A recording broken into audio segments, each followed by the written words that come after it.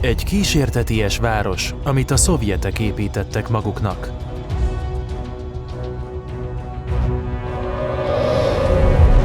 A Balatontól nem messze egykor luxus körülmények között laktak az orosz és ukrán katonák. Udvarhely és az Udvarhely maga az elég tágfogalom. A legnépszerűbb része az elhagyatott házakat fotóznak, videóznak, de van ki háztetőket csak, vagy ez a roofing, amikor felmászik a háztetőre és onnan fotóz. Magyarországon több elhagyatott laktanya is létezik, de a leghíresebb biztosan a Kis-Moszkva.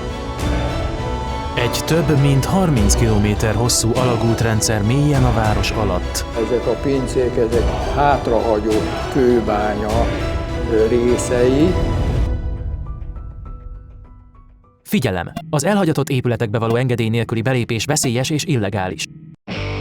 A világ számos pontján hagynak hátra olyan helyeket, amik csak arra várnak, hogy felfedezzék rejtelmes történetüket. Ezek az építmények hullámokban keletkeznek. Ilyen hullám volt például a rendszerváltás, vagy a 2008-ban kirobbant gazdasági világválság. De vajon kik azok, akik bemerészkednek oda, ahol a természet már elkezdte visszavenni azt, ami az övé? Kik azok, akik az éjszaka közepén bemerik tenni a lábukat egy elhagyatott szanatóriumba? Városi felfedezők.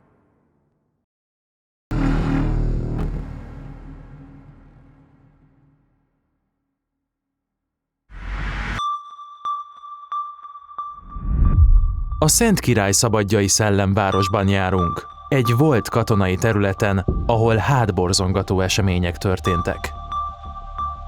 A teljesen kifosztott épületeket elkezdte visszavenni a természet.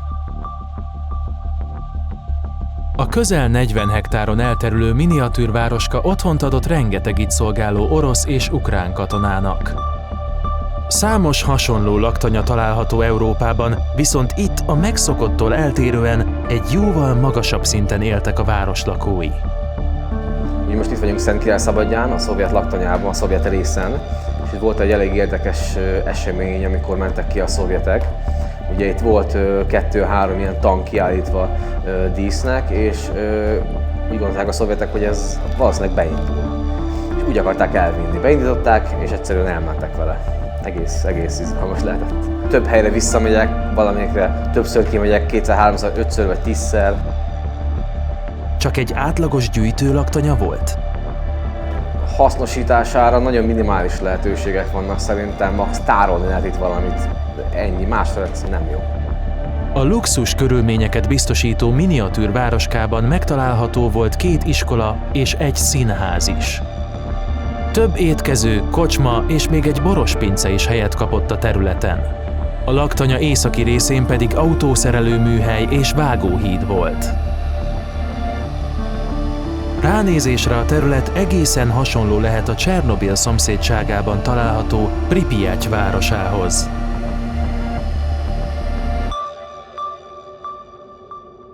Hadseregünk a hatalmon lévő dolgozó nép fegyveres ereje.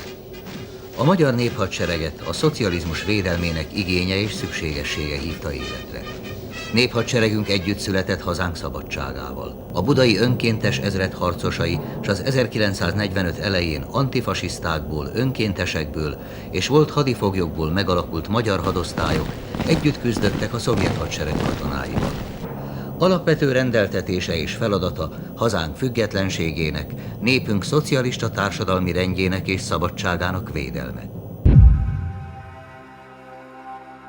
Magyarországon több elhagyatott laktanya is létezik, de a leghíresebb biztosan a Kis-Moszkva. Ebben a tótvázsonyi laktanyában egykor atomtölteteket tároltak. Az atomfejtárolók mélyen a föld alatt egy bunkerben helyezkednek el. A jelenleg elhagyatottan álló területet a honvédség őrzi. Más sem jellemezheti, mint a fegyelem, tisztelet és a háború. Szerencsére utóbbira keveset kerül sor, viszont készen kellett állni rá. A haza védelmére szolgáló magyar katonaság, a honvédelem rengeteg laktanyát létesített, ahol bevethető csapatokat képzett ki.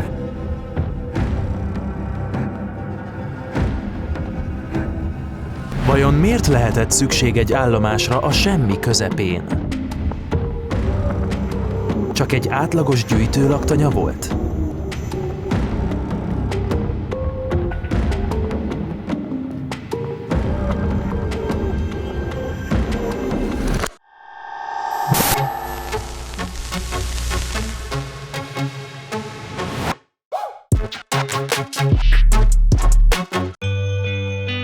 Az 1989-es évektől egyre több katona és családja hagyta el a laktanyát. A következő év végére a Szovjetunió felbomlása közeledtével már nem is lakott ott senki. Urbexelni szinte a világ minden pontján lehet. Nincs ez másképp hazánkban sem. Az ország legnépszerűbb elhagyatott helyeket kutató videósa, Hajner Gyula jött el velünk Szentkirályszabadjára, hogy megmutassa a szellemvárost, miközben mesél nekünk kicsit az urbexelésről. Hajner Gyula vagyok, és körülbelül 10 éve foglalkozom ezzel a témával. Itt kezdődött minden Szentkirályszabadján, egyik ismerősöm ide kihozott 2009 elején, és mondta, hogy itt vannak ilyen elhagyatott épületek. Hát én nem hittem el, és amikor megláttam legelőször, akkor hát elképesztően megtetszett, és azóta keresem ezeket a helyeket. Hát az urbexelést igazából saját magam kezdtem el. Amikor elkezdtem, nem is, hát a YouTube-on még ilyen macskás videók voltak konkrétan, azt elkezdtem feltenni ilyen néma videókat, zenéket vágtam alá konkrétan nagyon rossz minőségbe, aztán folyamatosan fejlődött a dolog. Az urbexelés, az urbex maga az elég távfogalom. A legnépszerűbb része az elhagyatott házakat fotóznak, videóznak, de van olyan például, aki háztetőket csak, vagy ez a roofing, amikor felmászik a háztetőre és onnan fotóz, tehát ilyen verziói is vannak. A legszebb, meg a legjobb, meg a legizgalmasabb hely az Belgiumban volt, a Miranda kastély, az egyértelműen, annak olyan atmoszférája, feelingje volt, hogy azt máig visszasírom, hogy azt lebontották. A legveszélyesebb hely szintén Belgiumban volt, egy szanatóriumban, ugyanis a toronyba vezető út az nem volt már ott létre, és én a korlátokon másztam fel. És ez elég veszélyes volt. Volt olyan, amikor bemásztunk egy helyre, amiről kiderült, hogy őrzik, és az őr bezárt minket egy kis helyiségbe, mert pont olyan ajtón mentünk be, amit be lehetett zárni, és kihívta a rendőröket. És akkor mondogatta, hogy hát ez itt 5 évig börtönbe fogunk ülni, ez állami terület, persze kijöttek a rendőrök, igazoltattak, és figyelmeztettek szóval.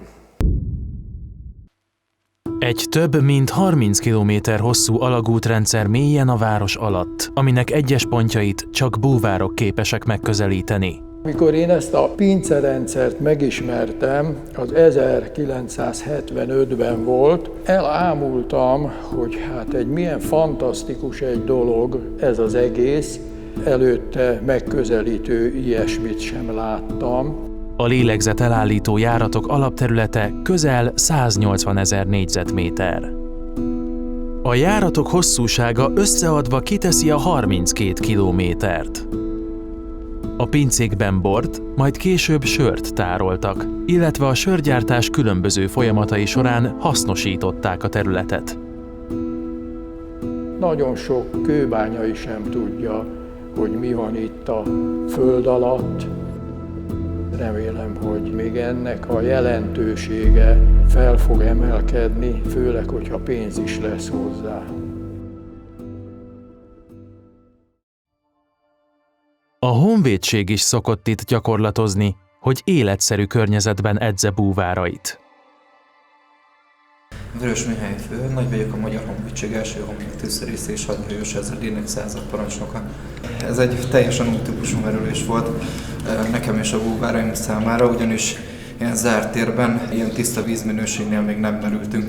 Viszonylag hideg a víz, egy olyan 5-6 fokos rend, tehát még áthullunk ebben a száraz óhában is. Maga a gyakorlatunk célja az volt, hogy egy olyan környezetben merüljünk, ami számunkra újdonság.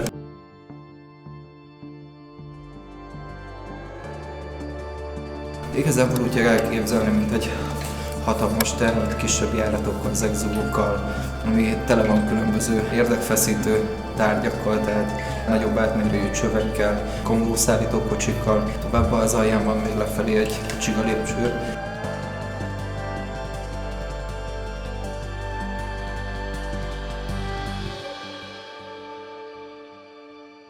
Az átlag belmagasság 7 méter, de egyes részein akár 10 méter is lehet. Az 1944-es légitámadások idején a Csepel-szigetről a kőbányai pincékbe költöztek le a repülőgépgyártó üzemek. Az elhagyatott épületekbe való engedély nélküli belépés veszélyes és illegális. Stábunk az összes helyen engedéllyel forgatott, és bejárásunkat ellenőrizték, hogy nehogy balesetet szenvedjünk. Nem szeretnénk senkit arra bíztatni, hogy ilyen helyekre illegálisan beszökjön. A téma kedvelőinek javasoljuk, hogy műsorunkon keresztül nyerjen betekintést ebbe a világba. Köszönjük, hogy velünk tartottál első epizódunk során. Tarts velünk a következő epizód során is!